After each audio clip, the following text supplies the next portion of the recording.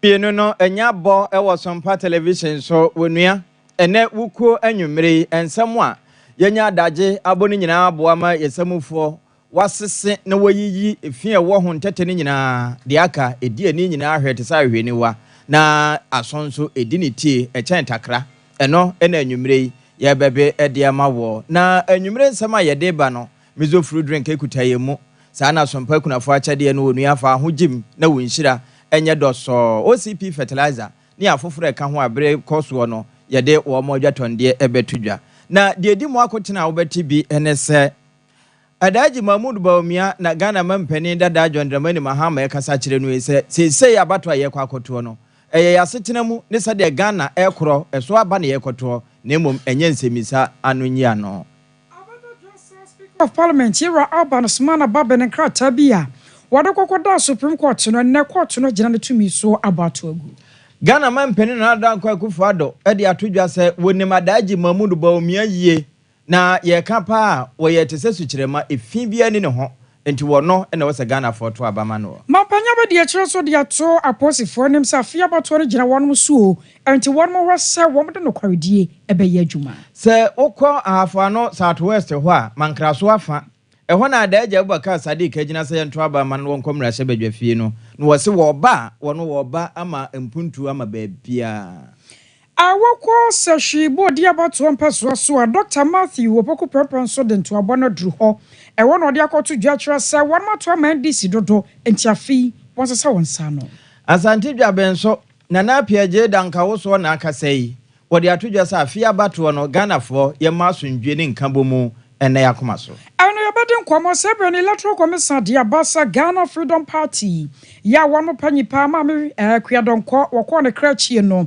wawasa amanyoko nane kire ya dan wo bayi nipa wobetu frank ade ama wo mo no ye nafuo duntam na yebakwa wo no so ne adi nkomo ade afa asemi ho na no choro no kan se atemuda dura nsuo beyi na wufu ama apoyi na obi eyi owo abensuo no wayi no da wono ma okoto mu wiye awufu ni nyina ade ama mezo ano 5G ahya no dia anano mawunya bia ebekoyi ama opa 21st clinic sciatica expert 3 herbal center so the 3 core capsules etayechi aya mawren fisa kwanto mu nsam nyina no express group another one mabamu Sompa chade ye kanfo de ama na emu pro service so wode wo tu kwan chana mamuton ewo ne de wo kwa kopiwe ni nyimaku ahodo anyame yadom sunti dada nyina wo boye chidom na ye de no nsia kase bo ebabesom asomfo ne benu akosia aje wo kwade boaten animedi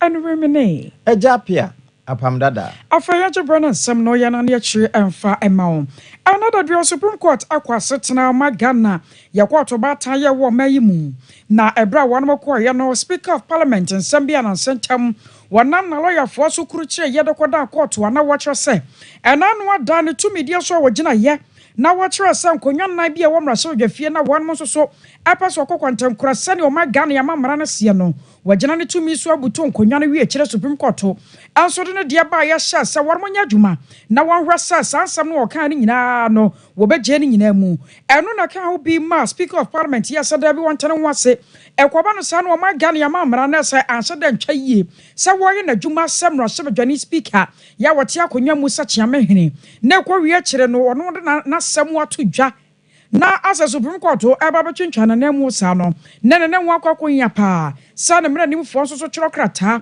na wo mo de kwama Supreme Court hwese emra no ye be kire mu yie wo mbeka ne yie na wie kira the Speaker of Parliament na sam no ode akwakoda court no ni momo no de no wo mbeba ato aguo na fe ne de no atumi aye adwuma yie pa na ena ebra yewra Alban Smana Baben ne mra nim fo koye na wo church nsam wo no eno ba ba kira se wo hwe Wama Ghana ya mamra na de ya juma 1992 constitution no a eka ne pefe sama mpanyini mra sebadwam ana afen so kra apono koto Wobiara na dwuma sane sana efata yentwintwana mu bi yentumi mamu enti so ano akwakoye chiamehere wo mrahye na woye na dwuma na fa bi no asa court ba betwintwamu na asa ne tumidie na ekita no no emu ayaye ha na anamso amene Chief Justice Mama Gertrude Arabato Konu dia tudwa etwasa da bi asam no a Speaker of Parliament aka no wombaka se wonmogia tumu anaso de ye adwuma na wobo akora nam sayo so ntine ne sa asam ni nyina da ne nkrata na womde baaye no womabo ede ato agu. The President and Vice President are exempt from obeying the orders of the Supreme Court when they are made to give effect to its duty to prevent a violation of the Constitution. Because of the irreparable harm to the constituencies made up of hundreds of thousands of Ghanaians who would have lost their MPs without the option of a by-election, and the irreparable harm to the MPs who would have lost their seats in Parliament in these last few weeks to the 7th December elections, if the meaning put on Article 97(1)(g) by the Speaker was enforced without a clear determination of the disputes around it, this court found it expedient to compel the parties to allow an early hearing rather than make an order that would last only 10 days. This is the reason for the Supreme Court's orders abridging the 14 days allowed for defending a constitutional action through a statement of case and directing the parties to file their respective statements of cases within 7 days and present the issues for resolution immediately thereafter.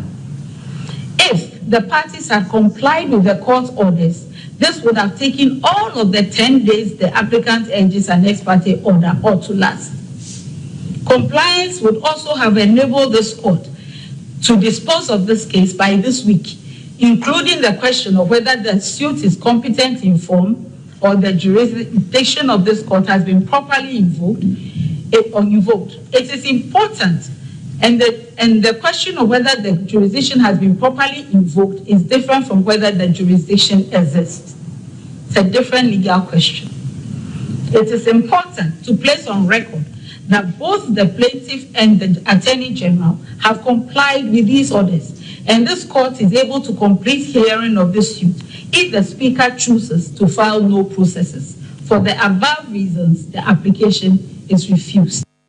I was your natural I don't know where I Chief Justice Mama Gertrude Arabato Konu ya tesa wacheche mwa wacha sankrata no Speaker de baye no ene wan maboni nyina da ato agu. Ghana mampeni na na danko Akufo-Addo wachema PSC ado preman adudu de du make say wonam wono so bonto abi na nyasa wo bonto ase Ghana fo nsanto aba ma no na emom wose abato no yentoma Adaji Mahmoud Bawumia na bedi akire na de ntia wo kan sa asemi ni se Papa Bank of Ghana no ye adwuma ana oye deputy governor ana sa amenado abedi akire na emfempimienu ene enwatwemu ho ene okokoyi papa efiri Bank of Ghana ho de ne ba be wura amanyosem mu ewom se wo mo anim kunim ewie wo mba 2012 ehwo so wo mo anim kunim nanso nyame a na domodo so 2016 ena nkunim de bo no wo mutimi fatoyi na wo hwesa de na yewura mampani dada John Mahama yesika se wo mawe nam amna kadompe na wode adaji etua ne pan mu na wo no ba konwa so a wo mutimi bɔ mmɔden ma nam betetare dompe no ho no wo ka ne pire ya kire Ghana fo se ye kwa akoto aba December ne de toso nso a me yehwe ba bia ye hwe osono no esoro ho na yentoma adaji esanse wo ne mugidie o arehwemu wo ne mu na wontimi nka asembone bia so mfa papa yi ho esanse se na mamuo no ahyase ye hunu ne kama ne nyina adaji da yeso eka ho bi me ba besre ade ba ko zo mo nchen na so bi wo Ghana ha obetumi adi Bawumia hu adanse a emse emia na na do danko Akufo-Addo me na metumi adi si hu adanse na me nja Ghana ma obi a menim so ontumi nya adwuma no da bi Yakobon emprema me Bawumia mi hu funso bia wo de ho bia one na ye adwuma na ontumi kasa wo de ho kanokre Ghana so dan koma so papa adwuma so de enye bibia de ma no ye adwuma em say chance bi wo ha ka Jubilee House no And I do find about 1 or 2 no can you be no na esi that's wo but me can ya and I make can ya yeni enda wo sanity is me bad ma ba be Ghana for see probia obetumi so adwuma na ma ba be ye a obetumi di akọ anim no Mahamadu Bawumia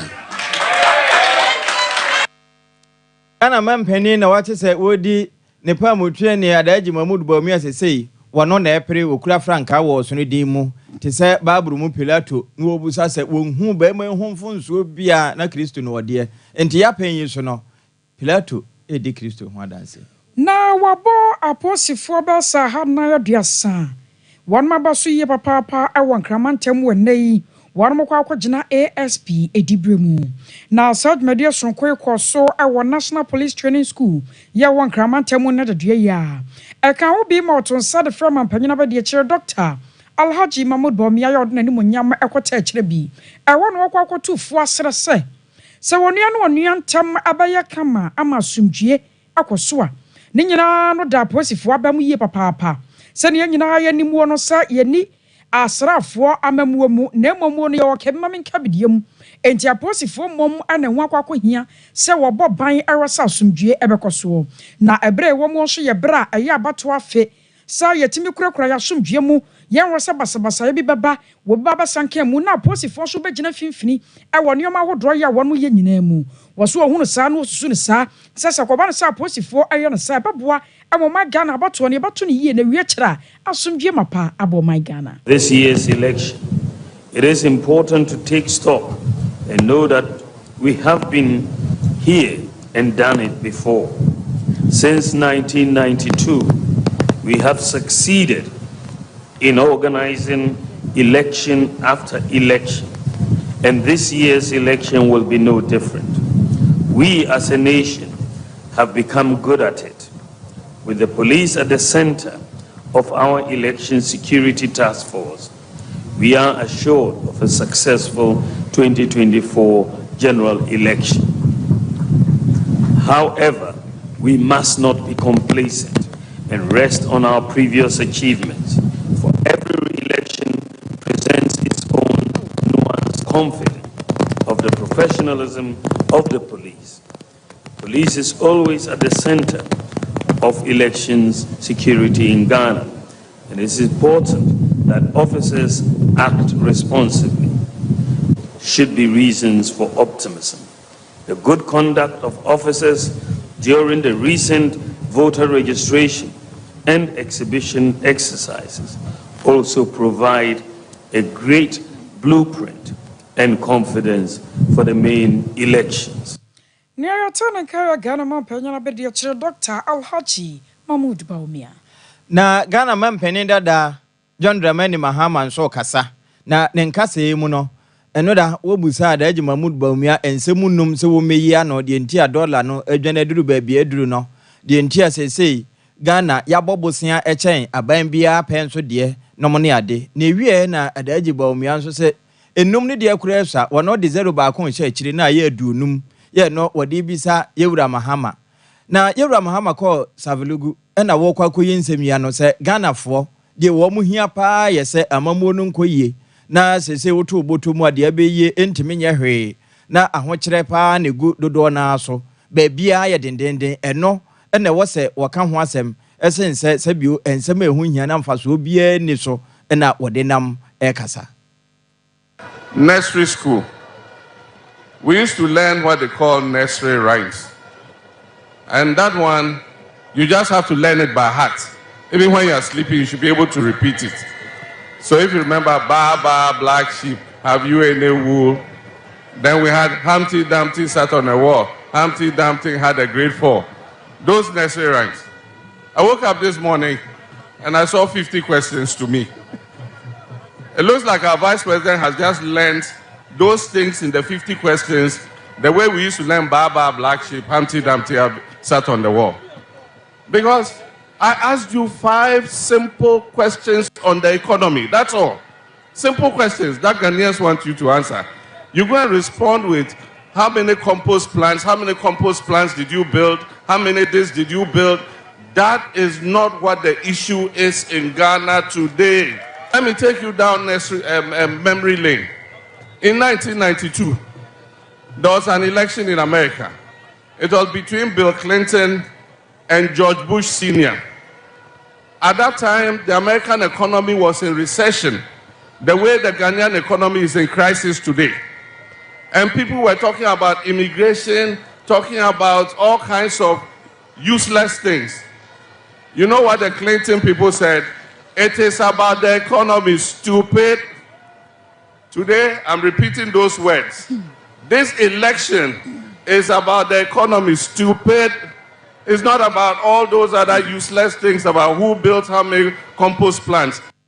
And some idea, what has said was can one a brofo, brofonso dupan, and so brofo do free one now kokuchi. And no, Ura Mahama, and somewhere the Jibusa and one, and waka say, or no, I said the wires a walk up poem, no water side here. Ye cadia air courses here, and ye no be. Matthew Oboko Prampan so aye franka tunia be de chedema NPP amanyoko na papa yi sa hwibo di e wono odan nto aboko kopie yi a wono mama ne koka saye na e wono baba kire mo se efrafi apema hankona de okono mienu 1992 ya wo ma yade amamra hyase ye adwuma to aba e wo Ghana mamuo no adehye wo sa hwibo de da bia ndi sinko a e wono mo to abako wase ano sa no ama wonum mpuntu a wo mo hwa no ya kachi ade ama wonum ye papa anam sa ya so nti no obesere se 2024 idie wo mo sesa wo sa no na nneoma ya befo ya Dr. Alhaji Mahmoud Bawumia de nam wo no wo mo nsa entumi nka bi kwatu abakofa na bubu se njuba bubu sa kanka bubu sa su bubu sa school bubu sa hospital na mo trouble fail you know what she no se sadi we yina na ene ni kwapa adia Samson enti bi anya no ni ko ba ya ayo the control Samson ewo Parliament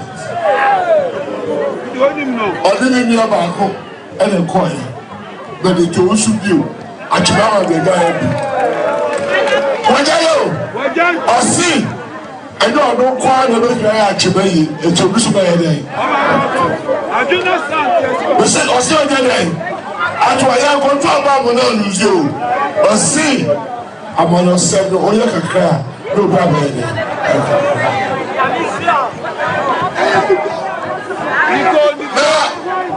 what the call for okwa school hospital enquire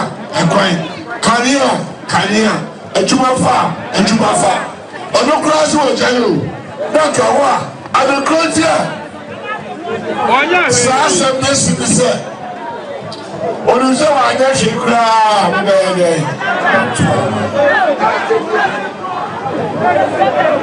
yebe ka chema de say 7 December the uncle Parliament that which one of such about why ano chene Dr. Henry Kwabena Kokofu ano ye senior campaign aide papa yi emra bia atwam wo no ye EPA panyimpa wono so akasa kakra edifa ho sister constituency above Bantama MP ye Ghana was and so what somebody know Minister of Roads somebody know ha and they consider him Sebodi any Bantama sister constituency every one move say it is Sebodi now member of Parliament or Bantama no a Minister of Roads now only Bodi MP and couple now a sister constituency now with this house we just answer let me have this Nicholas Matu Abama. As a someone to Abama Nicholas.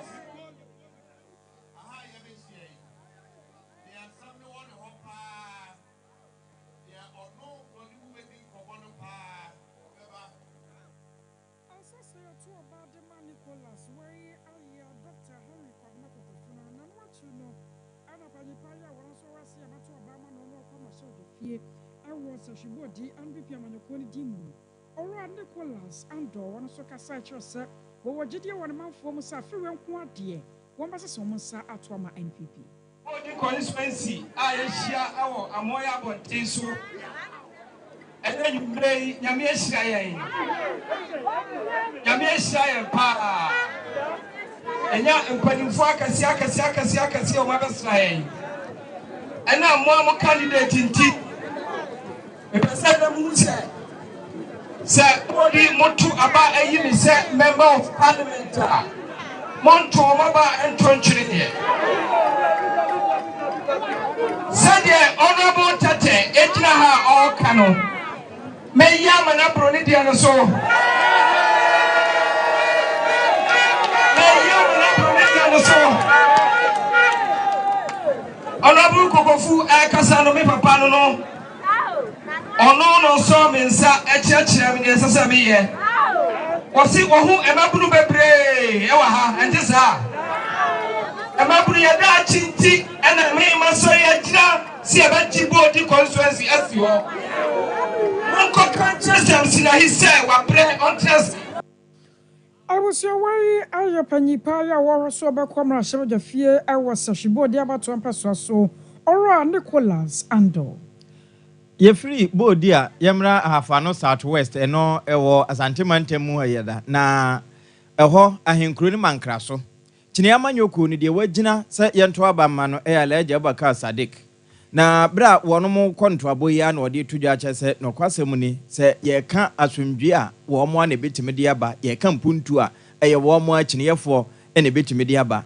Na mpuntu no nso enye se wono mo ye baabi aje baabi te se de ya asono ma no yono na mom wamu de awia wamu yama na ka baabia ene nti se koba se wonum ewo ahafano Southwest a mankraso ya hinkure kwa akoto aba December ne de toso nso ogina bato adaka no mu a womo to amayura John Dramani Mahama no na womo hwese Alhaji Abubakar Sadiq nso a wonu wo gusu di ne yie no wobekomra se badwafie ne wapre die ni ho abre won sha Paris ready ya ofo ti abie abedure ti se ne be ya ebetimi akonkule aji sebi obia be o ma sini mu a ye ne se twa ka chiri se ya mefwa ne kutu aba ene ma Abubakar Sadiq ni bra John Dramani ya mansinga na kutu aka chiri ya kwa ko prim kutu ai den e di aba na sebi ye se mansino ai ka bene kakra ne mutaiti a ya ma di e Paris se ne be sini ya ma kutu na ai den I can't say they can say.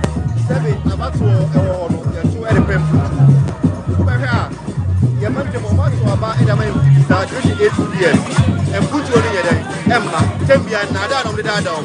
Then Sakaya Amma, Tembia, Nada on the Dosso. The strong was up to some just 4 years first. 4 years if I'm going to day. And from Ramabudi. Alhaji Abubakar Sadiq no woni na agina mu ochiniye anemu ewa Hafano Southwest na ewie no yewura Samuel Otu eba se wono mo bontoai sika hodo a wono be ye adwuma wo mo committee no wone twetwerofo a woda no wo chese wayi ama na yeyi no wa no wayo na enna na wo mo yes ade no na eye wonsase no wo keka apeka de aso entoabo no asene ene wo chese wo mo amo aboso se de be na chini ebetimi aba akonwa no so na ba wono mo nso etimenya so mfaso Yeke afia batua eya sononko. Esronko eya ni se. Ye share democracy ase 32 years mu na yewe. We ni abatua me fa ni se etoso be enkro. Na afi abatuo no eya sononko.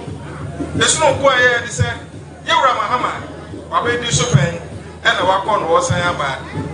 Na ye be the way a Yanua no mo aban mu no omo asi edi oman yinya sika wodo a sebi omo wia nsa se wodo a omo afefa eni ne mo omo ye na so se yetimi yo mo fra aban mu na nipa ne bebre na se mo ka ne se aba no omo beto ama yewura Mahama eni eno eye eba Asantemantem mu a de ohwe chiniye ma no wo musika sem so bra woguso bontoai na ewie na Eko Hafano Southwest ho a constituency secretary Era Solomon Dumwon da won ma eba beso wo masene ma okeka won sase nyina ase no wo chese wo so bebo won hompema ye adwumaden se de beye na adaji obedi nkunim. Na yewra John Dramani Mahama oye president-elect for the Republic of Ghana. And this amanyoko yebeka imo yere fumu. Ezu yepani for yetu ezafro omu nyina. Ya mu free chichili benche ebeka ye nyina ehu ha. Nyankopon hyamo. Organizing committee ya mu poama dwumade ekoso. Ye de asina pese made abawie ya sundwem. Ye ka ne se na ye John Dramani Mahama Abubakar Sadiq incoming member of parliament Abakosam Afonus West ye ana ye kabo ene di asida ene kabia ene bramo eyesu erati Solomon Dumu ono ene ye chochofo ede machini ya manyoko wa hafa no Southwest. I was say your concern for from one and 50 man tamonia drui aye Almina. Na wamada share ya one more peshi, krobi a honum sa, and a mofra achinim. A woman nabo abasui, one much as a yamianim near, dear one assembly member, or our wisdom mensa. Don't know about Manasa Yaru, why you know a bro one margin or Montias Yashopa. Was in the Mrabi of Chum, one baby, a one bedroom one night. Nano so quackers and for fracture one more bar will be cry upon a tain. Watch a yanu a hurry, net will be fierce sometime. Was a sad yearning no. One of Bobatana Koyashan who said there be a yanim guasia at the money crew, and I'm soon to one sababo more day. Now what share I be at your boy? Now a name yaman then one mania, a janabiaka sia, a baba buama cremi and no, or much me a sapper woman who a woman. Now a summer by no yano man for pinua a dincomo, and my one much one is sir. One mania a was a janabia woman.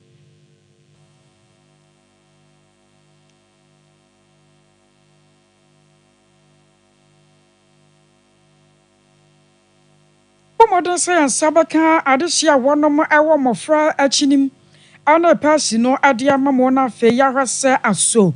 One giano net say Yankoyan Kotibima. Yamping fee, Yadanasi. Papa Pede, Yensude, Abafraba, Otterdam, Ubijina, Assembly Mana, Gutum, by Yuma, also to Bantma, Leti area. And see Nasi, Yazeman.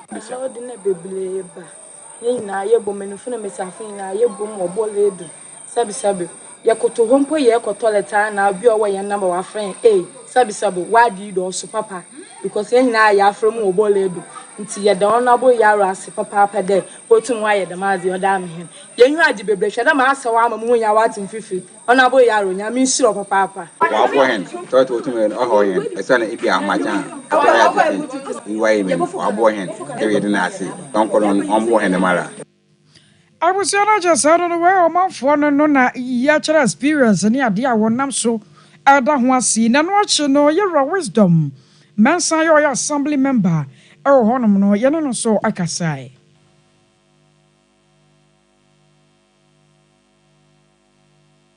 ya bantu election area aha ayo bibia na iwu a no menyen ene jana bia so basa nti ye mesiafo muntu monko no so otu monko so bia wode yeba na wozeba ti oyaza amudwunu ho de no mpeno do no so yeto aba yeze ma asemi members eya wo ba dam nyama no mfo won de obeye ho eduma ti amenye pede ode meba na mambo so mo no ansa na mabande na toilet sisi ni o ma komodo ansa na meba o ma mejina do ma asra aba ne de eya asemi members no ahozen kakra bi mpo aye won fa mbo won ose na eduma no yezen nka bosumso na bibi kakra mpo a da ye na eduma sika mazi ye di o ya mankasa ma hozen bia o de baby project ndi o ye ebi se mo to a waka shema be 150,000 Ghana cedi afutu kakra amaze ma timemfunde woma yenina yenwonko ejanambia na hu sende se obi bo mozen na otum fifiri wonanyim na okopem board ti de ozeba ujizire oda nyanya so ehwenye ma.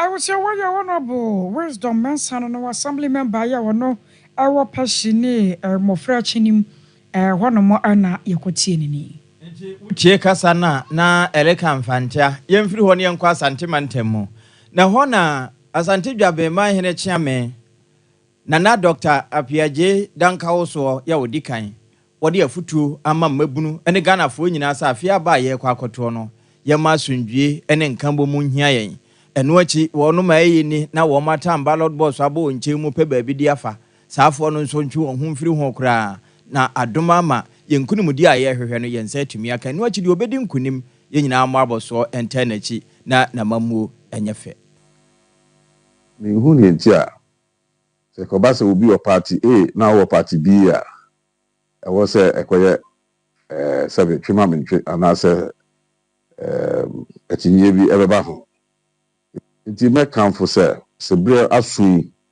kasa twitwie ehi sem so baby na ode ahuru obi dabi na so obi o party A obi o party B obi ama ne ho kwan na nyina ye fa digye onyawesun mu kra no ye won kramosum ye wo eno asante dwaben ma hene chiame Dr. Nana Apiaje danka wo so odi kan na ache se odi afutuo ma no we wone sompanse ntwreni odi asempa kofi buadi ene di nkomo yi clinic ya sciatica especial kwa wo sciatica ne nyina da obeto ase de afri ho Kumasi Ashon overseas junction obey Alpha Radio obo ase cancel quarters Accra Domi Market Sunyana Kwanza Tachima 0540 311 311 Sompa chade ewusuan fa wo de brain wokwa Sompa Kwanza Ghana Commercial Bank dining de wo bia no de kwa ye beje Sompa Sunyana nso ye 9th market wono mo a na Sompa Kumasi ye ba nrom hotel afei se mobile money nso a ya homa ni 059 855 9802 059 855 9802 Edini Atawan Media Anasa Blessed Foster Express Group de wo to kwan wasa Canada US UK Holland Australia ni New Zealand nyina no wade wo ekwo Kumasi wa wasafu leba runabout Accra Kaneshi First Light 0249 000448 0249 000448 3 Herbal Center the 3 core capsules aba Koko Masita Dros Siadia Koko I am team Eko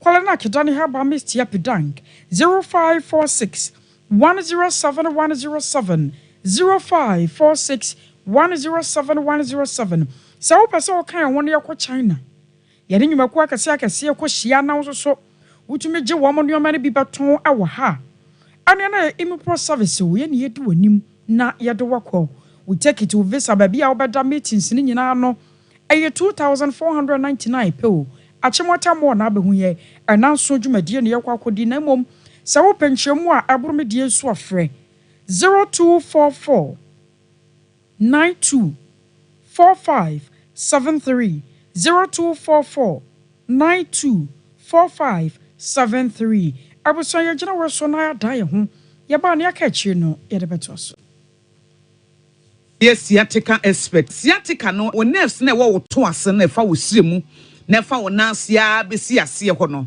se ho techema eno ene ye fa ne sciatica na etimi bubu oto ase ka wo se dwe wo sirem wo je ho ba bia enye na no na 21st clinic ba ye adwuma pa wo mu ye ntia baso bo ma gine wo Ghana ha ene amono ne enya asem ketewa wo mu gi international awards ahodo wo mu gi local awards ahodo na anu nso na wo mu bie the only sciatica research and treatment center in Africa bibrim ha no ebi ni ba bia gi 21st clinic nkoa wo mu dia bibiduro ene besa o yare no masa de machine aka ho eya yare sabia yare bia wutimi de ko ne mama ade pa ko a wo ma gidi wo mu pa no eye sciatica ena stroke nso de kwa diabetes ni hypertension ni ade Ghana ha ba bia wo mo ho 0540 311 311 0540 311 311 na 21st clinic wo mo ye sciatica expert.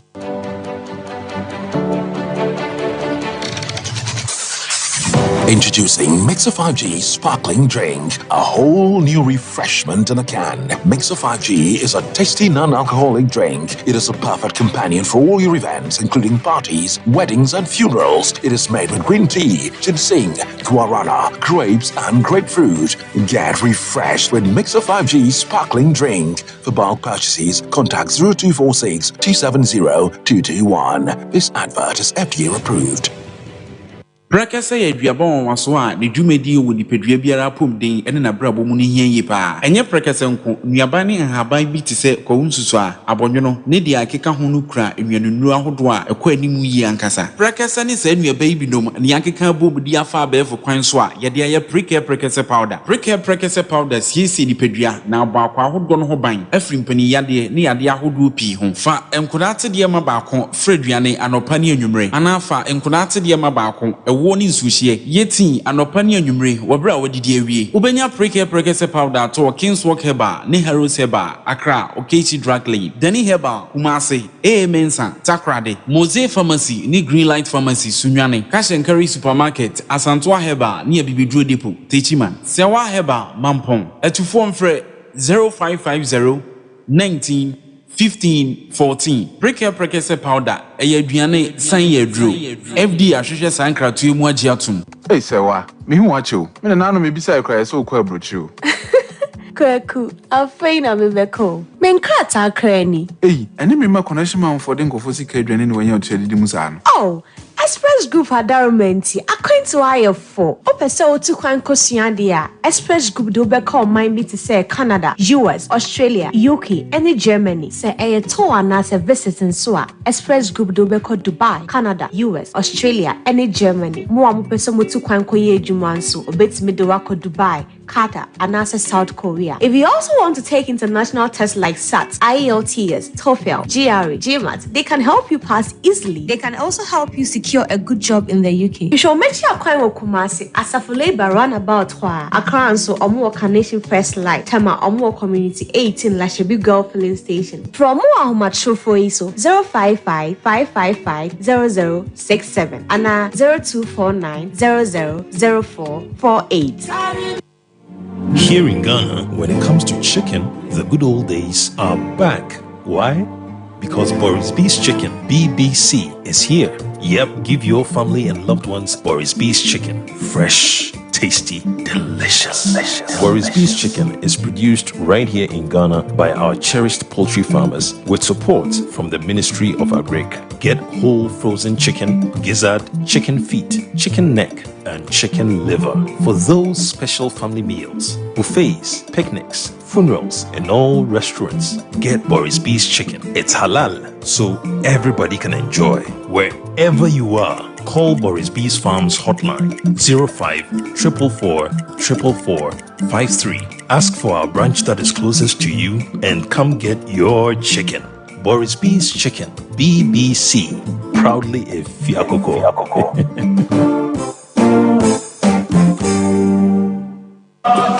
Anyo, said ya friend say ya nante fa montene so. Na ya trete ya pom. Afiwe Sompa FM 98.9. Sunyani sabakaya way. Na ya nante trete ya pom. Enti on the 9th of November, ye nyina ye hiem anopa no num ewo post office. Na ya nante afa tunyan amontene so. Ya be pie coronation park. Na eho ne yedura ye abiba up eni abiba down abekoso. Meche eya aerobics. Ye nyanim difo a o me kasa che wa pomde ho. Enti shade so say Danny dear, my pabwanya ready. Adi for bank for for and political parties in Sadano, Goloma Shifaya ready, Yama for Beba, Afeti Tenebajagum, the best DJs, Amamonyom Pa, a peace walk. National said 90 away, they're trenching Yapom at Yako 7 December, Akotwaba, a Yasum Biankwa, a Boafoni 3A core capsules, Miso fruit juice, 5G drink, Frimp of Vibes Recording Studio, and a 21st clinic. Walk with Sompa, Nantibio, not Tinetine Wapom. Oh, darling, you are always on the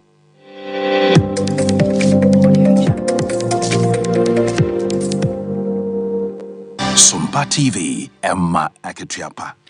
I was so ya to so ya dam was and then central for shamudia koso I won sister so ya no I walk down mass central cropon mo bonomantemu. Now when ya wada no I nana puano hene brimpon and na one of the man 4 friends central for the 2 manim asra se enyo ma bi koso na ninye ho kra. Na agalam se no amampanyi na do se wabra se ne ba na yensu na kwa bretuo no ebesa sori biemu no.